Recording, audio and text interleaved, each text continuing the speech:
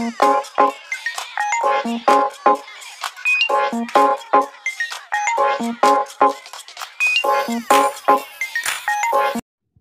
guys, welcome to Feed Factory. Today we are going to see about some important current events that has happened in the international arena with Indian perspective. So before we jump into the video, let me give you a short glimpse of what all you could expect from us. Number 1, we deliver you all the information from Indian perspective. Number 2, we would try to cover all the important agreements, meetings, groupings and much more that India is a part of. And also we would be discussing about globally important events and its relation with India.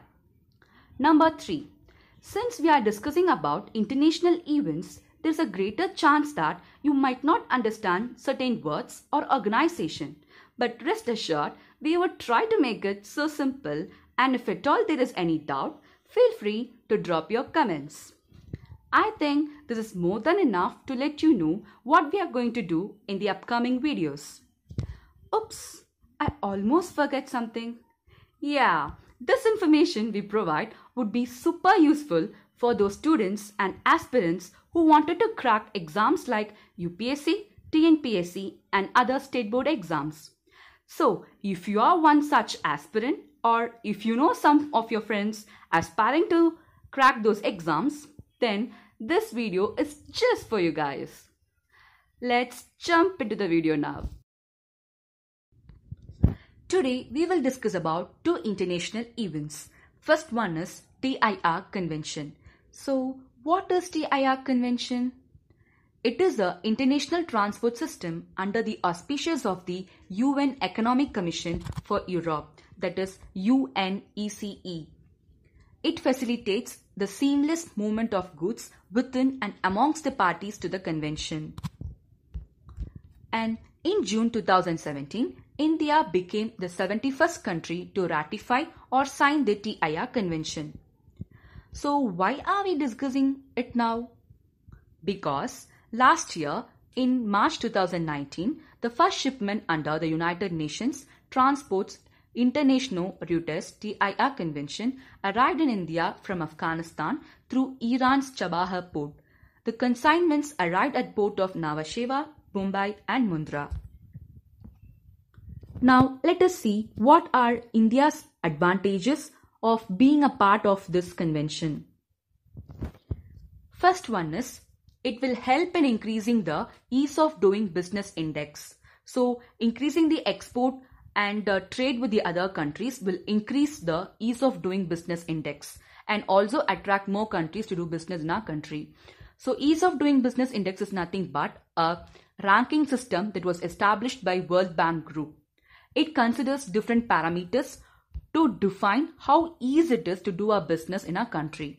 And for your information, as per World Bank report of 2020, among 190 countries, India has ranked 63rd in doing business. So second one is connecting North-South corridor. I think you'll all be aware of INSTC, that is International North-South Transport Corridor. So this TIR Convention will serve as an instrument for movement of goods along this INSTC, particularly using the ports in Iran like Chabahar port, and also open a gateway to do trade in Central Asia, Russia, Europe. Third one is help in free movement of goods and also reduces the border clearances.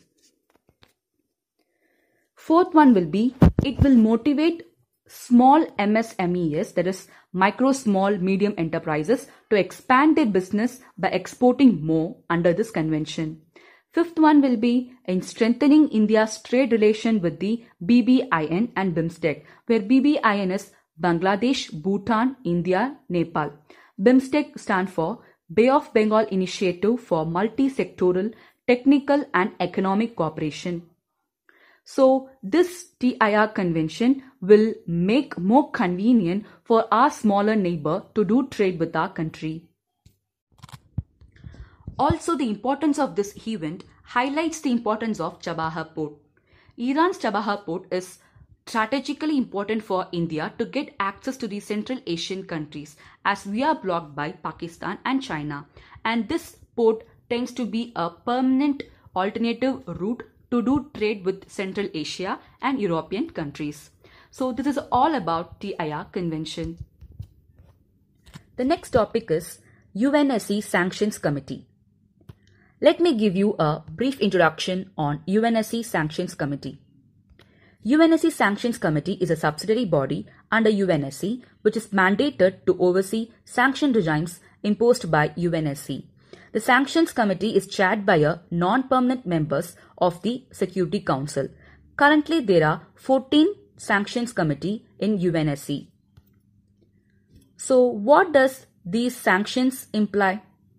The sanction measures provided to the sanction committees are access freeze, travel ban and arms embargo, which are implied over listed entities. Also, these committees encompass enforcement operations that mainly focus on supporting political settlement of conflicts, nuclear non-proliferation and counter-terrorism. We are discussing it now because earlier in 2019, the news stating that the ISIL, Daesh and Al-Qaeda Sanctions Committee or 1267 Sanction Committee was not able to come to a decision on proposal for listing Mohammad Masood Azhar Alvi, leader of Jaish-e-Mohammed, under the United Nations sanctions regime, on account of China placing the proposal on hold. Let us see the Indian perspective of this news. India considers Jaish-e-Mohammed as a terrorist organization and wants UNSC to impose sanction on its leader Masood Azhar. This Jaish-e-Mohammed terrorist organization claimed to be responsible for the terrorist attack at the districts of Pantakot and Pulwama earlier in India. But China has put the proposal on hold, being a permanent member of the council. This was not the first time. India has made at least 3 attempts in the past decade to list Jaish-e-Mohammed chief as a global terrorist, but all those attempts were blocked by China at Pakistan's behest. Even though now China has lifted its hold and Masood Azhar was finally listed as global terrorist by UNSC 1267 committee, such events happen now and then which hinders the development of India and its involvement in wider arena.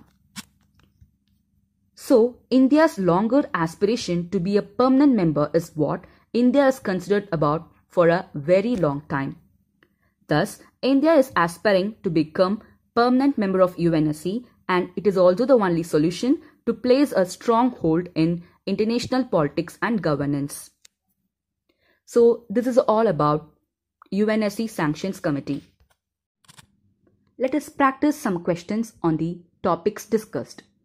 Question number 1. The TIR Convention facilitates option A. Doubling the farmer's income, option B. Solid waste management, option C. Increase gross domestic product, option D. Ease of doing business.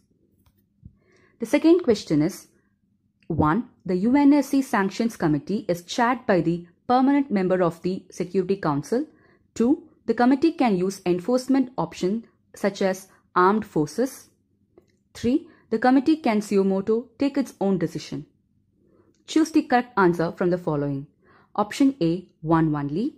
Option B, 2 and 3. Option C, 2 only. Option D, none of these. Don't forget to comment your answers and wait for the correct answers in the next video. Hope you guys understood today's topic. If you have any doubt or need more explanation on any of the topics, drop your queries in the comment box below. Until then, stay tuned for more informations from Fate Factory. Thank you.